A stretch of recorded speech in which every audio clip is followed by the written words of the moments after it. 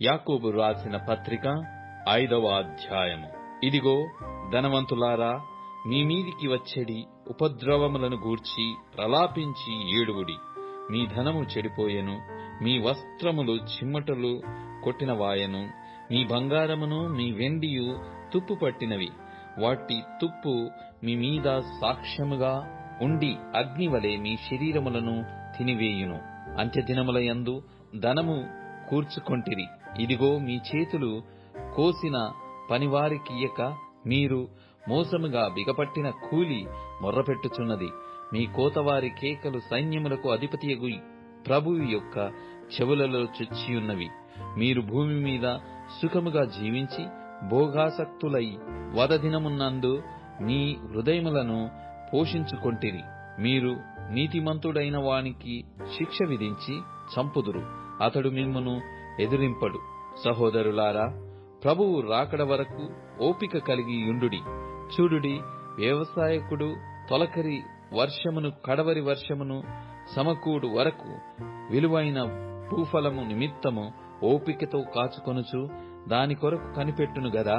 ప్రభువు రాక సమీపించుచున్నది గనుక మీరును ఓపిక కలిగియుండుడి, మీ హృదయములను స్థిరపరచుకొనుడి. సహోదరులారా, మీరు తీర్పు పొందకుండు నిమిత్తము ఒకని మీద నొకడు సనగకుడి. ఇదిగో న్యాయాధిపతి వాకిట నిలిచియున్నాడు. నా సహోదరులారా, ప్రభువు నామమున బోధించిన ప్రవక్తలను శ్రమానుభవమునకును ఓపికకును మాదిరిగా పెట్టుకొనుడి. సహించిన వారిని దయ్యములను కొనుచున్నాము కదా. మీరు యోబు యొక్క సహనమును గూర్చి వింటిరి. ఆయన ఎంతో జాలియు కనికరమును గలవాడని మీరు తెలుసుకొనియున్నారు.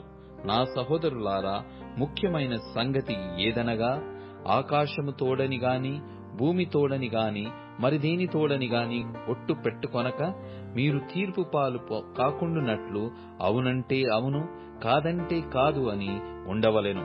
మీలో ఎవనికైనను శ్రమ సంభవించినా అతడు ప్రార్థన చేయవలెను. ఎవనికైనను సంతోషము కలిగినా అతడు కీర్తనలు పాడవలెను. మీలో ఎవడైనను రోగి అయ్యున్నాడా, అతడు సంఘపు పెద్దలను పిలిపింపవలెను. వారు ప్రభువు నామమున అతనికి నూనె రాచి అతని కొరకు ప్రార్థన చేయవలెను. విశ్వాస సహితమైన ప్రార్థన ఆ రోగిని స్వస్థపరచును. ప్రభువు అతని లేపును. అతడు పాపములు చేసిన వాడైతే పాప క్షమాపణ నొందును.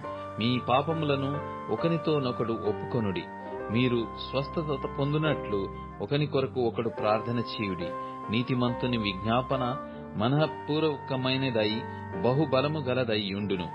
ఏలియా మన వంటి స్వభావము గల మనుష్యుడే వర్షింపకుండునట్లు అతడు ఆసక్తితో ప్రార్థన చేయగా 3.5 సంవత్సరముల వరకు భూమి మీద వర్షింపలేదు. అతడు మరల ప్రార్థన చేయగా ఆకాశము వర్షమిచ్చెను, భూమి తన ఫలము ఇచ్చెను. నా సహోదరులారా, మీలో ఎవడైనను సత్యము నుండి తొలగిపోయినప్పుడు మరి ఒకడు అతనిని సత్యమునకు మళ్లించిన ఎడల పాపిని వాని తప్పు మార్గము నుండి మళ్లించువాడు మరణము నుండి ఒక ఆత్మను రక్షించి అనేక పాపములను కప్పివేయునని తాను తెలిసికొనవలెను.